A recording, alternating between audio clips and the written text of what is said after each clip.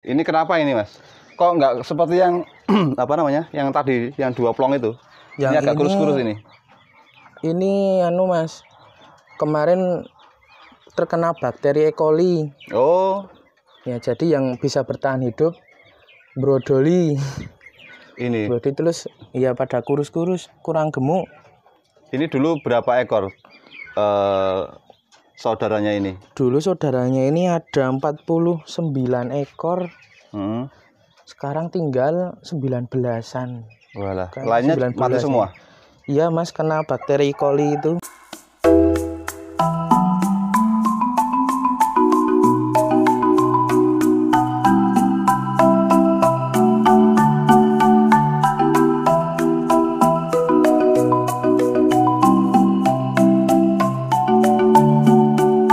Oh iya, Mas, ini lokasi kandangnya di desa mana nih, Mas?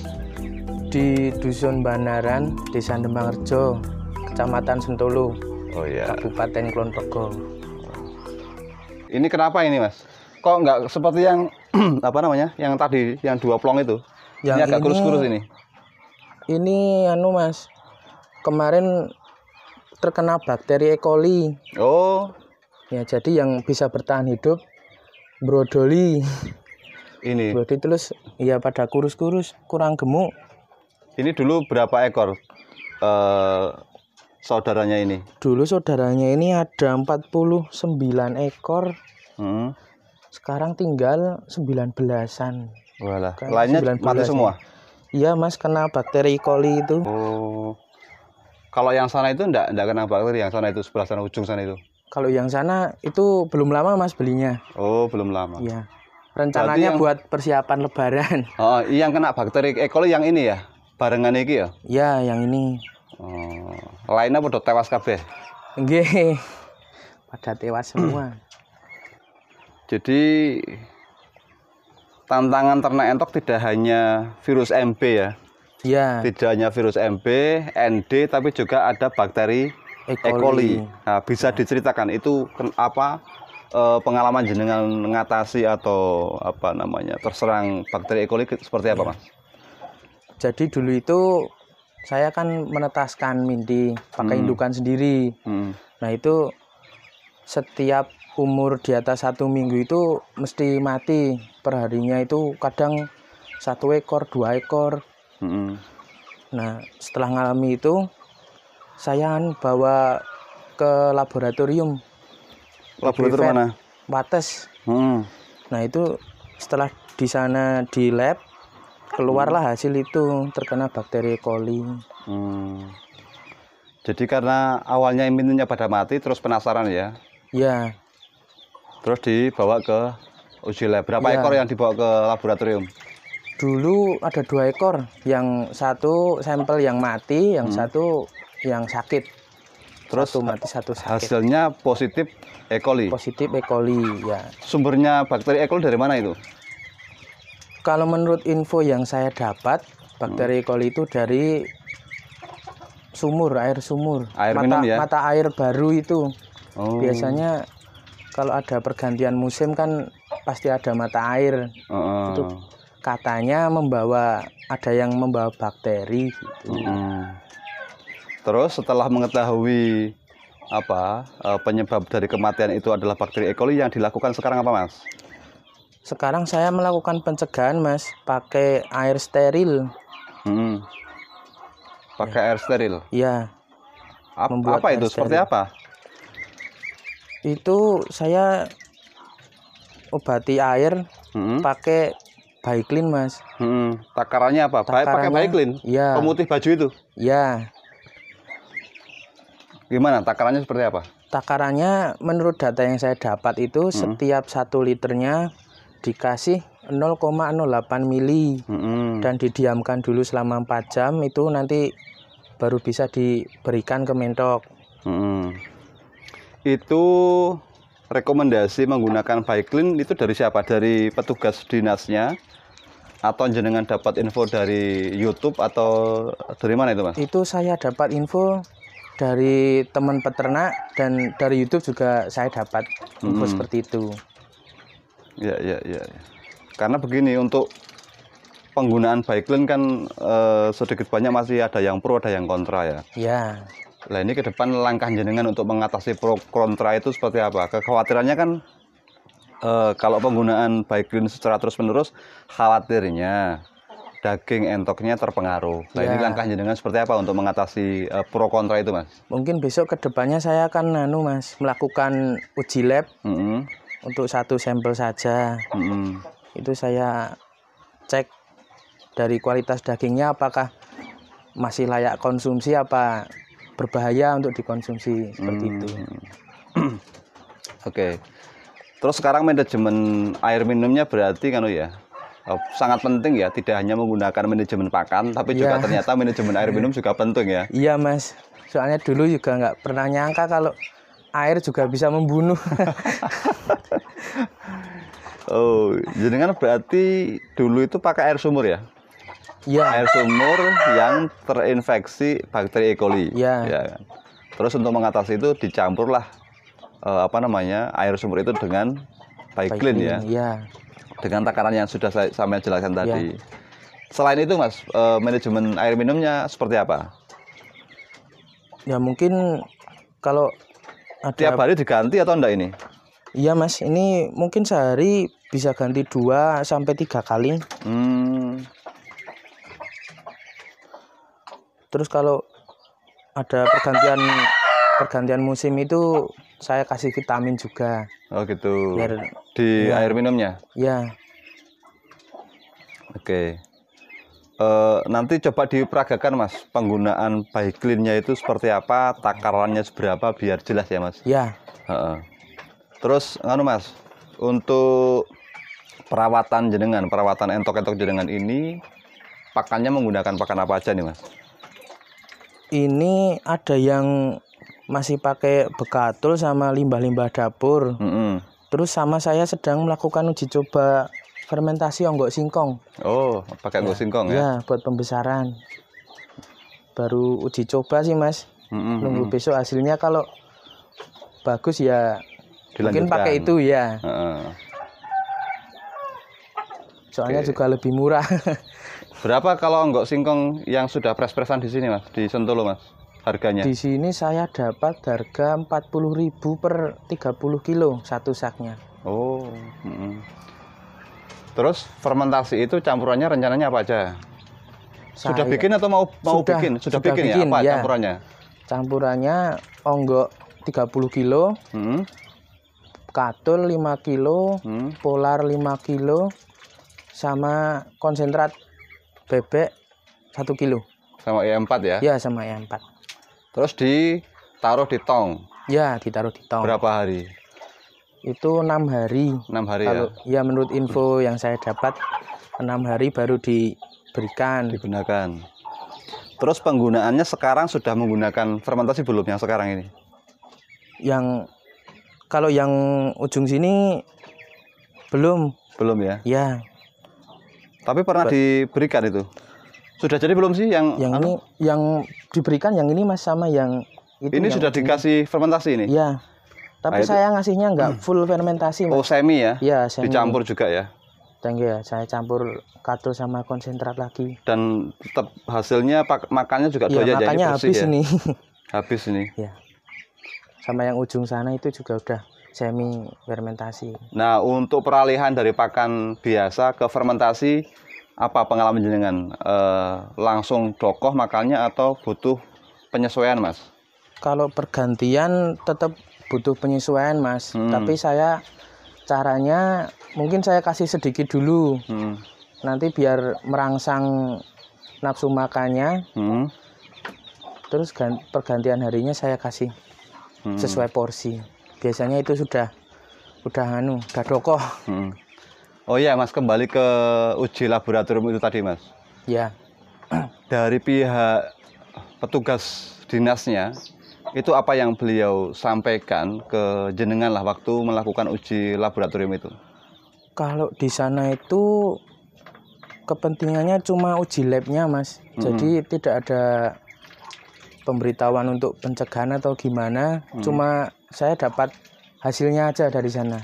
Bagaimana cara untuk melakukan uji lab di tempat jenengan tadi itu? Itu caranya datang ke sana membawa sampel minti atau entok yang mati, baru mati. Itu dibawa ke sana terus satu yang sudah mati. Ya, itu kalau saya itu kan keinginan saya sendiri. Kalau yang seharusnya itu yang sudah mati saja cukup. Ya, itu dibawa ke sana terus dibawa ke tempat uji lab. Nanti diurus petugasnya dan pembayarannya di sana tidak cash, Mas. Nggak bisa cash kalau di sana. Lah terus bayarnya pakai apa? Itu transfer. Transfer. Ya, soalnya kan di sana tempatnya hewan-hewan sakit itu kan nanti mungkin takutnya terjadi penyebaran kemana-mana gitu mungkin. Terus cash ya? Berapa itu biayanya? Itu per 1 kali uji 15.000. Oh, ya murah ya, Mas? Ya, Mas, murah, Mas. 15.000? Ya. Misalnya jenengan bawa 1 entok gitu minti, ya, cuma 15.000? Ya. Lah kemarin jenengan berapa kali uji lab di sana? Itu saya per ekornya itu ada 3 kali uji lab. Dan saya bawa 2. Jadinya itu totalnya 6 kali uji. Oh, 1 entok berarti diuji 3 kali? Iya. Kenapa kok 3 kali, nggak 1 kali gitu? Itu ada rekomendasi dari sana, Mas, supaya bisa lebih akurat. Akurat, ya. Oh, jadi ya dengan harga biaya segitu menurut saya ya masih terjangkau ya. Iya, masih terjangkau. Untuk proses uji laboratorium. Ya. Lokasinya di Watesnya mana sih, Mas? Itu? Lokasinya di depan Samsat Wates. Di depan Samsat Wates. Iya. Seberang-seberangan jalan itu. Setiap hari buka itu? Itu kayaknya minggu tutup kalau minggu. Minggu tutup. Kalau jam kerja buka mulai jam berapa sampai jam berapa? Kira-kira jenengan? Kayaknya dari jam 8 sampai jam 4-an kayaknya, sore, Mas. Ya? Iya. Terus hasil setelah jenengan bawa minti ke sana berapa hari keluar hasil labnya? Itu karena uji labnya juga banyak ya, Mas. Jadi 40 hari baru keluar itu. Ya. 40 hari ya, suwi ya, 1 bulan lebih. Kalau normalnya itu 10 sampai 14 hari keluar gitu. Ya. Kalau cuma sedikit uji labnya, 1 atau 2 uji lab. Oke, Mas. Terkait dengan manajemen air minum, Mas, tadi, Mas. Ya. Kan jenengan juga tadi menyampaikan menggunakan Baiklin. Ya. Ada cara lain lagi enggak untuk mengatasi itu, Mas? Selain Baiklin? Sebenarnya ada, Mas, pakai kaporit. Dan itu dosisnya juga ada sendiri. Tapi di sini karena nyari bahannya itu gampang Baiklin, jadi saya mengaplikasikan yang Baiklin itu. Oh, jadi Baiklin tujuannya untuk membunuh bakteri E. coli ya? Iya. Oke, Mas, bisa dicontohkan, Mas, cara mengaplikasinya seperti apa, Mas? Yuk, coba ditunjukkan, iya, Mas. Ini pertama ya, Mas, pakai air dulu. Ya. Ini airnya air sumur ya, Mas? Ya, ini air sumur, Mas. Terus itu Baiklinnya itu mana Baiklinnya? Ya, ini. Oh. Terus ini suntiknya untuk menakar dosis Baiklinnya, Mas. Biar gampang nanti, ini kan ada milinya. Oh, gitu. Ya. Oke.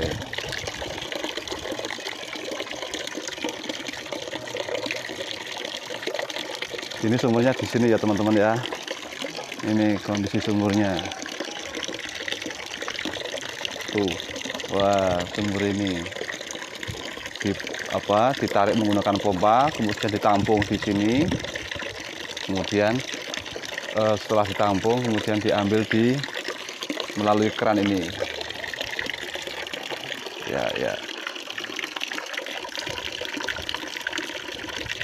Itu biasanya kalau jenengan bikin sterilisasi air itu berapa liter, Mas, airnya? Biasanya, atau berapa ember gitu?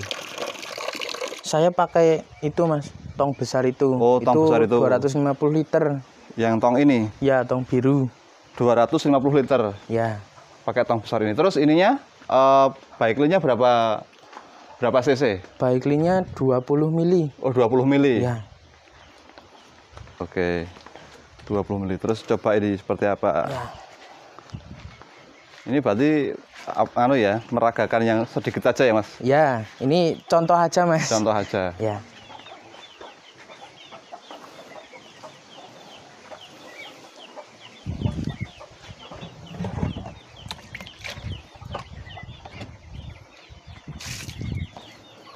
Ini menggunakan ember. Nih. Ya, tadi kan takarannya tiap 1 liter air itu 0,08 mili. Setiap 1 liter air, ya, baiklinnya 0,08 mili. 0,08 mili. Untuk 1 mili baiklin berarti airnya 12,5 liter.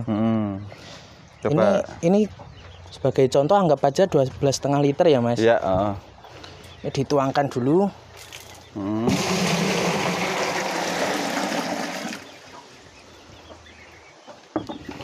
Nah terus dikasih baiklin 1 mili aja. Oke.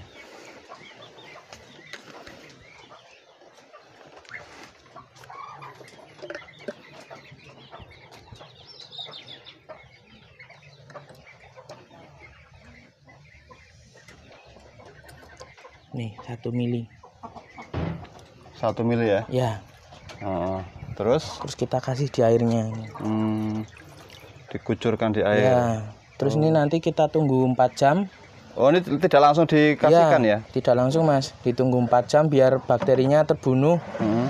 Terus ditutup gini. Oh. Nanti baru bisa diberikan ke entok. Jadi tidak langsung dikasihkan baiklin langsung diberikan ke entok, tidak ya? Iya, tidak Mas. Dibiarkan 4 jam ya Mas? Iya, 4 jam. Minimal 4 jam. Minimal 4 jam. Ya. Mantap. Terus setelah ini 4 jam misalkan, ya. Terus langsung dimasukkan ke galon ya, air langsung minum. bisa diberikan ke minti atau mentok. Oh, langsung seperti itu ya. Itu berarti galon-galon putih itu airnya sudah steril ya? Iya Mas, itu sudah air steril. Air steril. Itu pakai yang di galon 250 liter tadi. Oke, teman-teman silakan mencatat ya untuk dosisnya. Tidak boleh kurang, tidak boleh lebih ya Mas? Ya, bagusnya gitu Mas, soalnya. Dulu pernah punya pengalaman kelebihan atau kekurangan dosis sudah Mas soal pengaplikasian ini Mas? Yang pernah kekurangan Mas. Oh, piye kuwi ceritanya? Itu yang tong biru itu kan tahunya dulu cuma 200 liter. Saya kasih dosis 200 liter. Ternyata airnya 250. Akhirnya bakterinya belum pada mati. Belum pada mati? Iya, mentoknya separuh lebih itu yang mati. Oke. Yang ini tadi sisanya ini. Yang korban itu kurang dosis itu. Oke, kematian tadi berapa kematian yang disebabkan oleh E. coli jenengan Mas? Yang totalnya? Yang totalnya, kematian totalnya? Kematian total sudah 130-an lebih Mas. Kena E. coli itu? Iya, E. coli. Usia entok berapa hari? Berapa minggu? Itu di atas 1 minggu. Wah, ya lumayan ya. Ya, lumayan. Terus kemudian diuji labkan itu ya hasilnya, oh ternyata kena E. coli ya. E. coli. Ya. Ya setelah ini apa rencana jenengan ini Mas? Setelah mengetahui bahwa oh ternyata penyebabnya adalah dari E. coli ini Mas. Ya mungkin rencananya untuk biar lebih was-was lagi Mas, untuk pencegahannya sama pengobatan kalau ada entok yang terkena lagi gitu. Itu memang kalau E. coli kemarin nggak bisa ditolong itu? Bisa Mas, tapi kalau sepengalaman saya yang kemarin kemungkinan besar hidupnya itu yang kalau kenanya usia-usia segini Mas. Kalau yang minti itu kebanyakan mati ya. Tetap mati ya? Ya. Nanti kan kalau minti yang umur 1,5 bulan atau 2 bulan itu kalau terkena E. coli, nanti kalau sudah sembuh bulunya rontok. Dan perkembangannya terhambat. Iya. Bulu rontok itu menandakan kalau entoknya sudah sembuh. Gitu. Cuman ya apakah bisa pulih lagi enggak kira-kira ya? Kalau pulihnya gitu. Bulunya bisa Mas, tapi nanti ruginya di FCR-nya membengkak. Iya. Jadi mungkin ya balik modal sudah untung itu. Kalau udah terkena E. coli. Oke, terima kasih Mas. Ya Mas. Sama-sama.